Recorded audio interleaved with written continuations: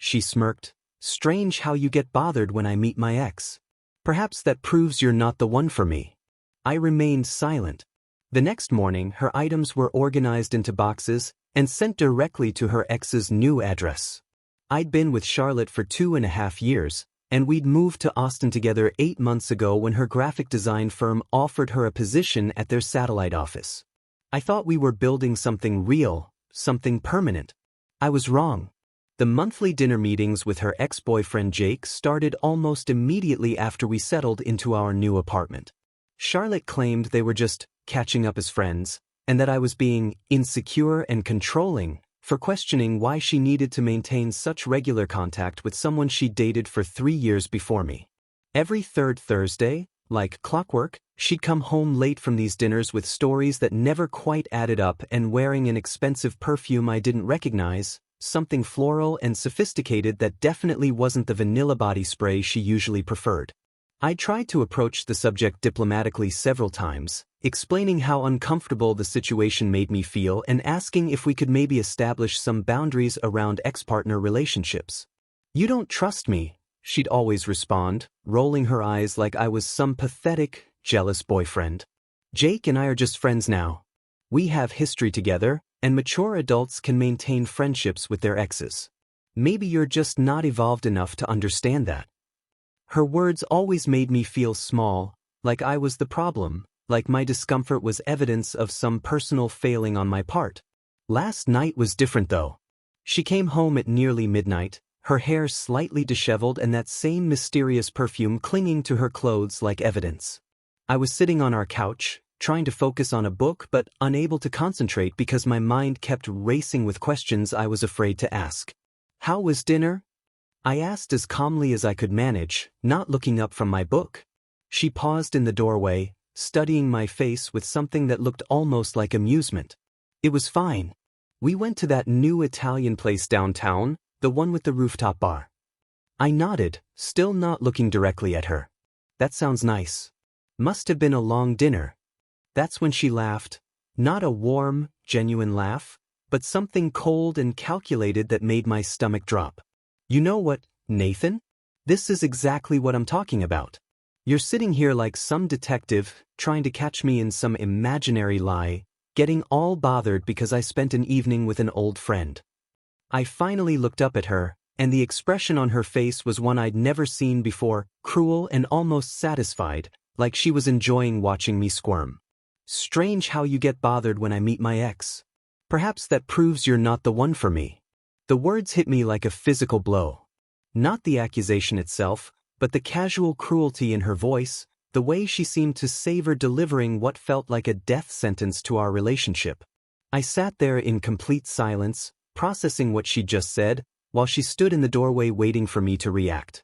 She wanted me to beg, to apologize, to grovel for her forgiveness and promise to be less insecure, less needy, less whatever I was that disappointed her.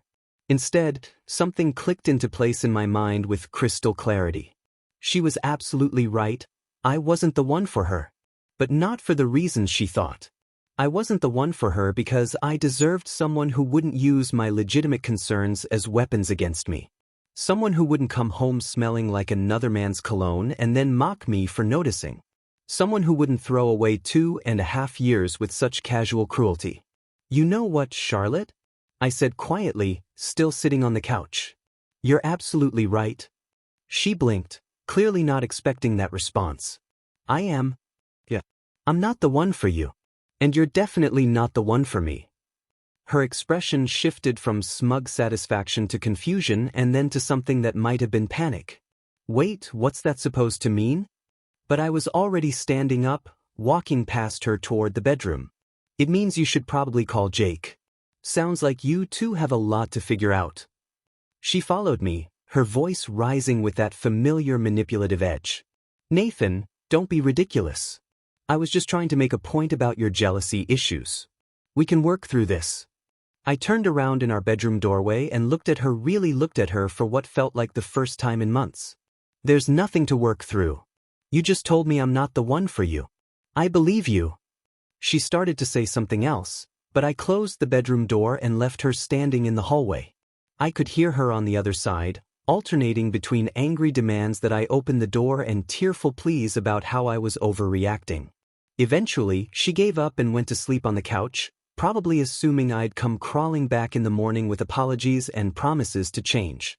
The next morning, Charlotte left early for her Saturday yoga class, calling out a passive-aggressive, "I'll be back around noon so we can talk about this like adults," before slamming the front door.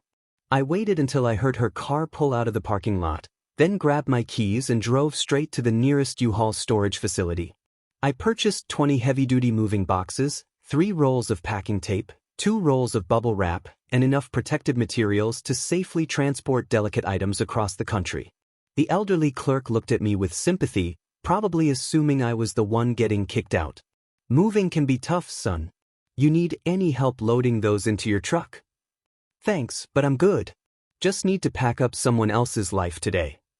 Back at the apartment, I spread the boxes across our living room floor and began the most methodical packing job of my life.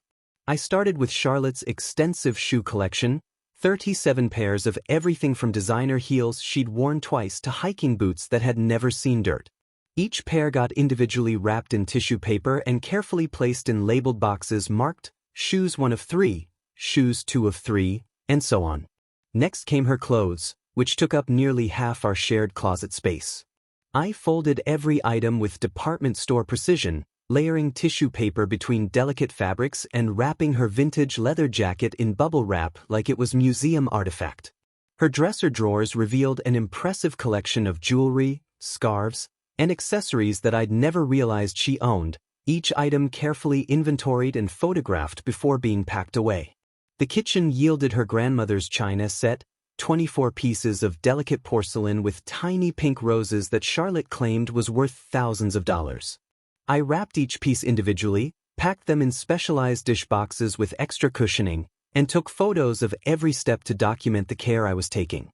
Her books filled 2 entire boxes, everything from graphic design textbooks to romance novels to that collection of feminist poetry she'd bought but never read. I even found the expensive skincare products she kept hidden in the bathroom cabinet, products that cost more than my monthly gym membership and explained why she always looked effortlessly perfect. By 4 o'clock, I had 20 boxes perfectly organized and labeled, each one photographed and cataloged with a detailed inventory list I'd created on my laptop. Box 1 contained her art supplies and professional equipment. Box 2 through 4 held her clothing. Boxes 5 through 7 were dedicated to shoes and accessories. The grandmother's china occupied boxes 8 and 9. Her books and personal documents filled boxes 10 and 11. Electronics, chargers, and tech accessories went into box 12. Bathroom and skincare products were sorted into box 13. Kitchen items and the few cooking gadgets she actually used filled box 14. Her vinyl record collection, which she'd spent months building and constantly bragged about, took up boxes 15 and 16. Decorative items, pictures, and sentimental objects occupied boxes 17 through 19. Box 20 contained miscellaneous items I'd found throughout the apartment, things like the expensive candles she bought but never lit and the fitness equipment she'd used exactly 3 times. I stood back and surveyed my work, 20 boxes stacked in our living room like a fortress of finality. Each box was perfectly labeled with both contents and destination address. The apartment looked completely different now, cleaner somehow, like I'd removed a layer of clutter I hadn't even realized was there. My books looked more organized on the shelves. My furniture seemed to have more breathing room. Even the kitchen felt more spacious without her collection of specialty appliances she'd insisted we needed but never used. I printed out the complete inventory list, highlighting items of particular value or sentimental importance, and attached it to the largest box along with care instructions for the delivery team. The whole process had taken me 8 hours, but it felt like the most productive day I'd had in months. Every item was accounted for, every box professionally packed, every detail documented. If Charlotte wanted to claim I'd damaged or stolen anything, she'd have to explain why I'd gone to such lengths to protect and catalog her belongings. As I sealed the final box with packing tape, I felt something I hadn't experienced in months, complete clarity about what needed to happen next. Charlotte had made it clear that I wasn't the one for her, and now her belongings would be safely delivered to someone who apparently was. Finding Jake's current address took exactly 15 minutes of strategic social media research. His Instagram posts from the past month showed him at a trendy downtown loft with exposed brick walls and floor-to-ceiling windows, and a quick cross-reference with public property records confirmed he'd moved to the Meridian Towers building just 6 weeks ago. I spent another hour researching premium delivery services in Austin, eventually settling on White Glove Courier Solutions, a company that specialized in handling fragile and high-value items. Their website promised museum-quality care for your most precious belongings and offered same-day delivery with signature confirmation, GPS tracking, and photographic documentation of each step. Perfect. I need 20 boxes delivered today to a downtown address, I told the dispatcher when I called at 5 p.m. These contain delicate items including antique china, electronics, and personal belongings that require careful handling. Absolutely, sir. Our premium service includes protective blankets, climate-controlled transport, and white glove handling. That'll be $380 for same-day delivery with signature confirmation. What time would you prefer? 6 p.m. exactly. The recipient's name is Jake Morrison, and he should be expecting a delivery. I provided Jake's address and gave them detailed instructions about the fragile nature of several boxes. Then I sat down at my computer and crafted a professionally printed note on my company letterhead, Charlotte's belongings, delivered as requested by the relationship expert. Simple, elegant, and just cryptic enough to make Jake wonder exactly what conversation had led to this moment. I printed it on high-quality paper, sealed it in a business envelope, and attached it to the top of the largest box. By 5:30, the delivery team had arrived. 2 professional movers in crisp uniforms who treated Charlotte's boxes like they contained priceless artifacts. They used protective blankets, secured everything with straps, and even provided me with a detailed receipt showing GPS coordinates and estimated delivery time. I watched them load the truck with the same care I'd used to pack everything, feeling oddly satisfied that Charlotte's belongings were receiving better treatment than she'd given our relationship. With the delivery scheduled and confirmed, I treated myself to dinner at Austin's most expensive steakhouse, the kind of place Charlotte had always wanted to try but that I'd avoided because of the $85 per person price tag. I ordered the prime ribeye, a bottle of wine that cost more than our usual weekly grocery budget, and the chocolate soufflé that required a 20-minute wait. I turned off my phone completely, something I hadn't done in years, and spent 2 hours enjoying every bite in complete peace. No checking messages, no wondering where Charlotte was or who she was with, no calculating how much this dinner would impact our monthly budget. Just me, excellent food, and the strange lightness that comes from knowing you've handled a difficult situation with perfect professionalism. Around 8:30, I finally turned my phone back onto 17 missed calls and 43 text messages. The delivery confirmation had come through at 6:47 p.m. with a photo of Jake signing for the boxes, looking completely bewildered as he stood in his loft doorway. Charlotte's messages started around 7:15 when she'd returned from whatever she'd been doing all day to find the apartment stripped of her presence and a delivery receipt sitting on our kitchen counter. "What the hell did you do?" was followed by, "Where are my things?" and then a rapid escalation through anger, panic, and desperate pleading. "Nathan, please call me back, this is insane," became, "I can't believe you would do something so cruel," and eventually dissolved into, "I know you're reading these, please just talk to me." I poured myself a glass of the expensive wine I'd brought home and read through each message while sitting in my newly spacious living room. The apartment felt completely different now, not empty, but clean. Purposeful.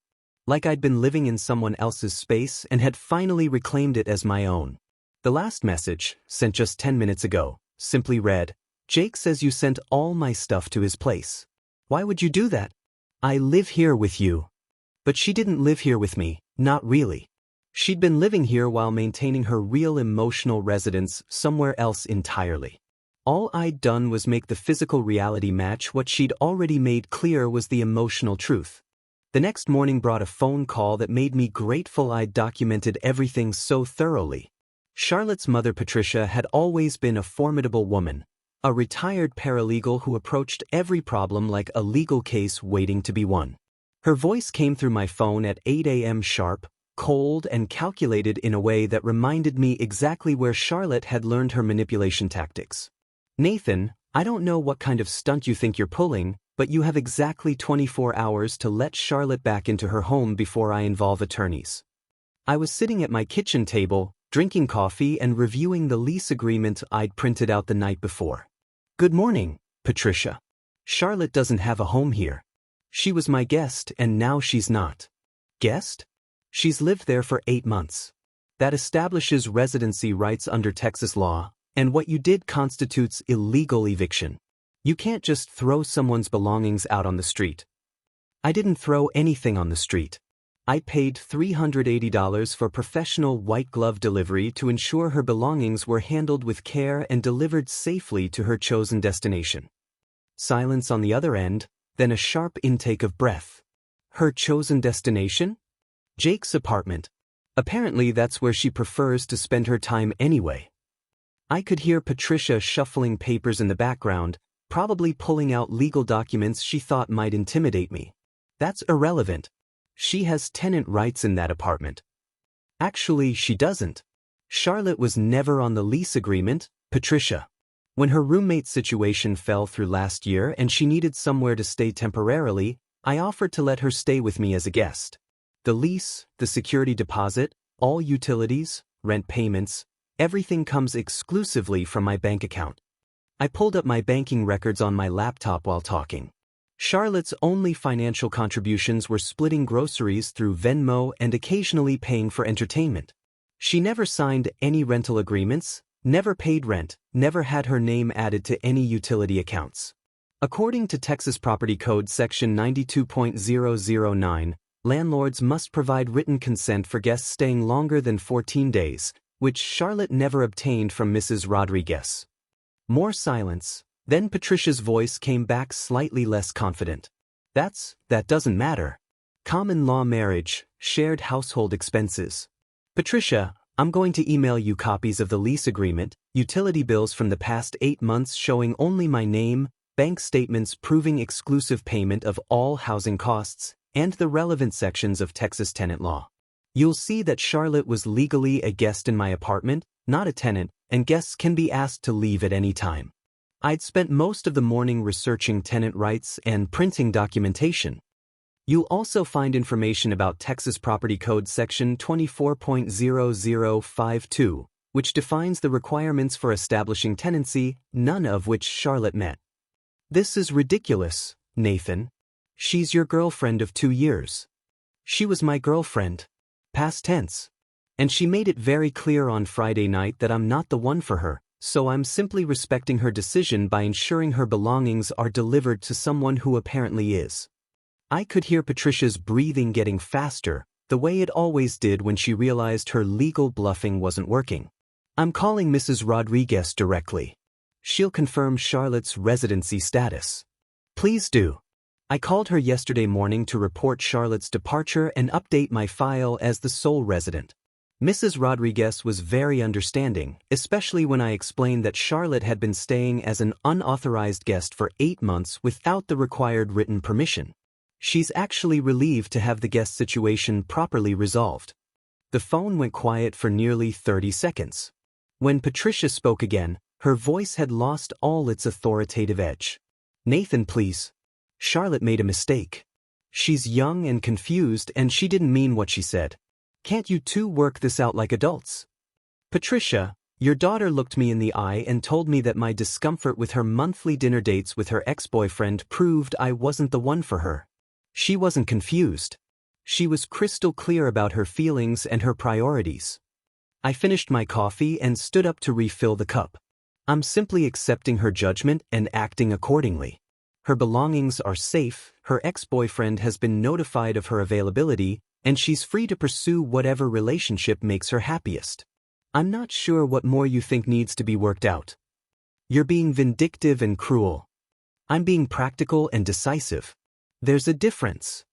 I sent Patricia the email with all the documentation before she could threaten me again, then forwarded copies to Charlotte with a simple note. All housing and tenant law information for your review. Your mother asked me to provide legal clarification. Within an hour, both their phones had gone silent, and I knew they'd realized that their legal threats had no foundation.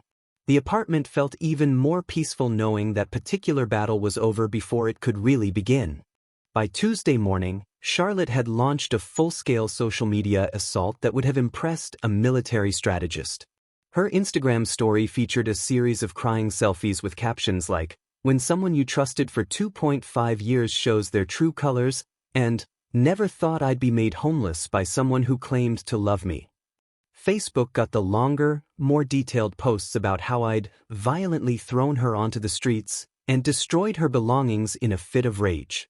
The Discord server our friend group used for planning hangouts became ground zero for her most dramatic accusations, claims that I'd screamed at her for hours, threatened her physically, and deliberately damaged her grandmother's china out of spite. She painted herself as a victim of domestic abuse, complete with resources for other women in similar situations and warnings about the hidden signs of controlling behavior. Our mutual friends Lisa and Marcus reached out within hours, their messages carefully worded but clearly concerned. "Hey man, Charlotte's posting some pretty serious stuff about what happened between you guys. Just wanted to check if you're okay and see if there's anything we should know," Marcus texted. Lisa was more direct. "Nathan, I've known you for 4 years and nothing Charlotte's describing sounds like you at all. What actually happened?" I'd been expecting this. Charlotte had always been skilled at crafting narratives that cast her as the innocent victim of other people's unreasonable behavior, but this level of character assassination required a strategic response. I spent the evening putting together what I privately called the evidence package, a comprehensive collection of screenshots, receipts, and documentation that told the real story. First, I included screenshots of Charlotte's own texts from the past few months, including the ones where she'd mocked my insecurity issues publicly and bragged about how evolved her relationship with Jake was. There were her Instagram posts from recent weeks showing her at expensive restaurants and events that I'd never been invited to, tagged with Jake, and captions about finally finding people who understand my worth. I added the professional delivery receipt showing the $380 I'd paid for white glove service, along with photos of the carefully packed boxes and detailed inventory lists. The security footage from our apartment building's hallway camera showed Charlotte leaving that Saturday morning calmly with her yoga mat, no signs of the violent confrontation she was describing online. Most damaging to her narrative were her own social media posts from the past 6 months, where she'd publicly dismissed my concerns about her relationship with Jake and made jokes about training boyfriends to be less possessive. In one particularly revealing Facebook comment thread, she told a friend that I was sweet but boring, and that she was keeping her options open for someone more exciting. I sent the package to Lisa and Marcus with a simple note, the full story, with documentation. "I think you'll find Charlotte's current version of events doesn't match the evidence." Lisa called me within 20 minutes of receiving the files. "Nathan, oh my God. I had no idea she was posting about Jake so openly while you two were together. And these texts where she's basically mocking you to her friends, this is awful. I wasn't planning to air any of this publicly, but she's crossed a line by claiming I was abusive. I won't let her destroy my reputation with lies." Marcus was equally supportive when he called later that evening. "Dude, I always thought something was off about how she talked about you versus how she talked about Jake. Like you were the placeholder until something better came along. I'm sorry you had to deal with this manipulation for so long." The evidence package worked exactly as intended. Within 24 hours, our friend group's perception of the situation had completely shifted. People who'd initially responded to Charlotte's posts with sympathy and support began quietly distancing themselves as they realized her story didn't hold up under scrutiny. Her dramatic claims about being thrown onto the streets fell apart when friends saw the professional delivery receipt. Her accusations of property damage were contradicted by the careful inventory photos. Most importantly, her own words from previous months proved she'd been emotionally checked out of our relationship long before I'd asked her to leave. 3 weeks later, Patricia called with a completely different strategy, her voice dripping with fake concern and barely concealed desperation. "Nathan, I know things ended badly between you and Charlotte, but we have a serious problem. Charlotte accidentally left behind her deceased grandmother's antique diamond bracelet, and we need to retrieve it immediately for insurance purposes. I was at my desk, reviewing quarterly reports for work, but Patricia's sudden shift from legal threats to family heirlooms was so transparent I almost laughed out loud. I wasn't aware Charlotte had left anything behind, Patricia. I packed everything very carefully and documented each item. This bracelet is worth over $15,000, Nathan. It's been in our family for 3 generations. Charlotte thinks it might have fallen behind the bedroom radiator when she was getting dressed that last morning. The insurance company needs us to locate it within 30 days or they'll deny our claim. The desperation in her voice was unmistakable now.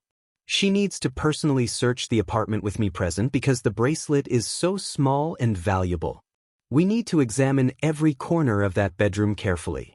I recognized this for exactly what it was, an attempt to regain access to the apartment and potentially establish some kind of residency claim by having Charlotte physically present in the space with a witness.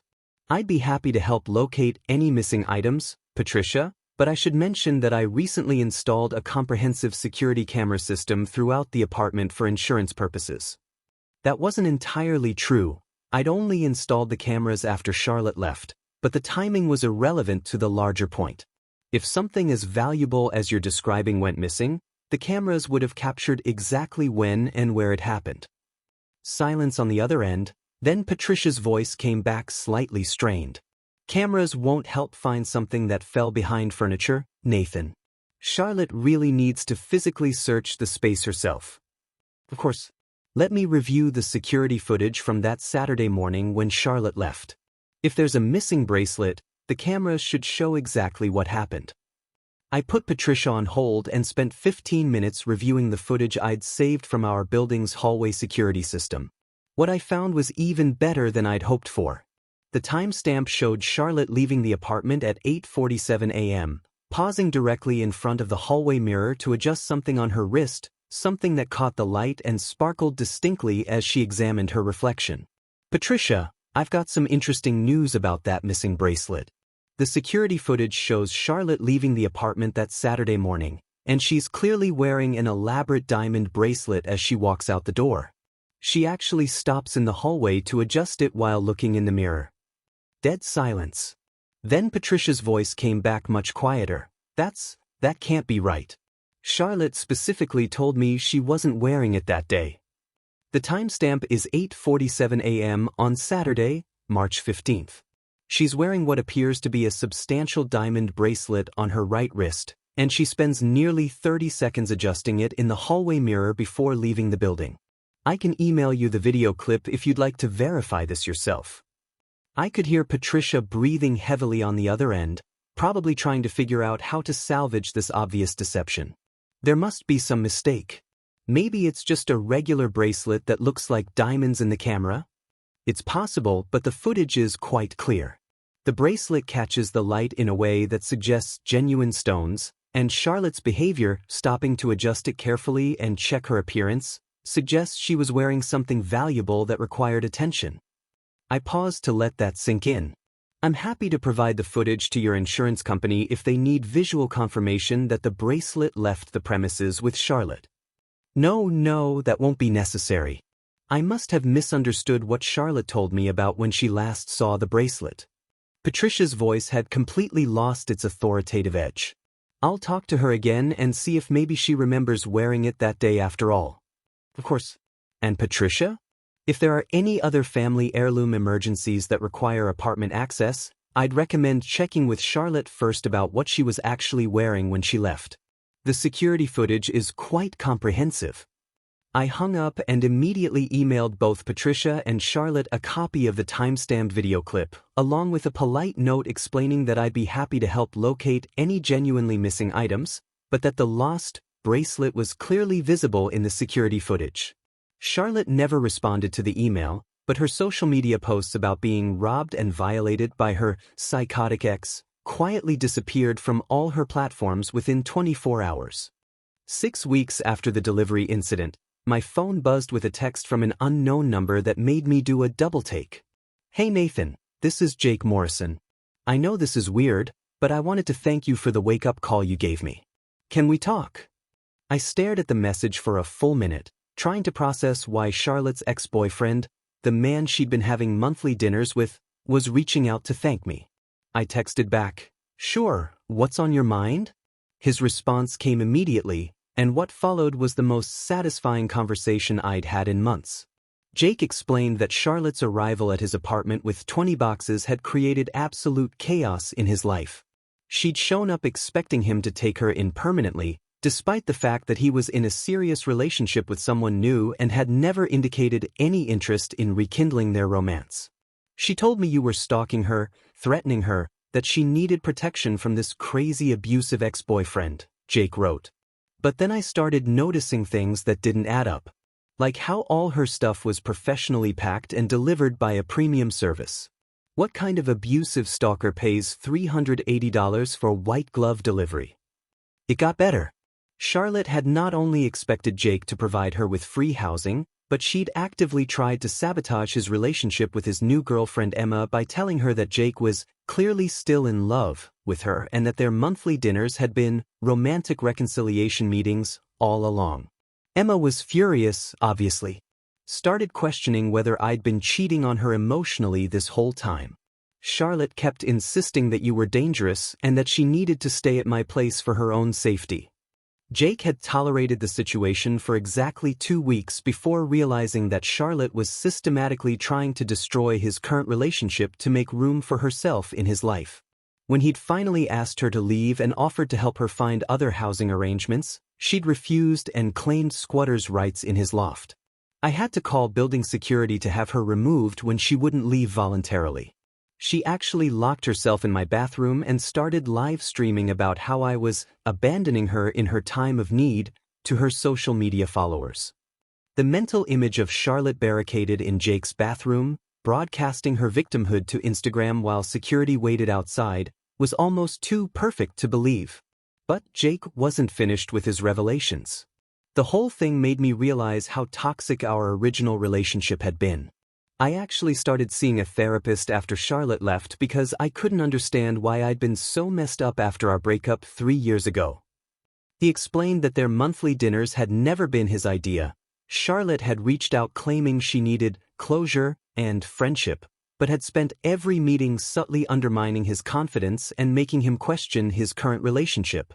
She had this way of making me feel like I was missing out on something better, like my life with Emma was too ordinary compared to what we used to have.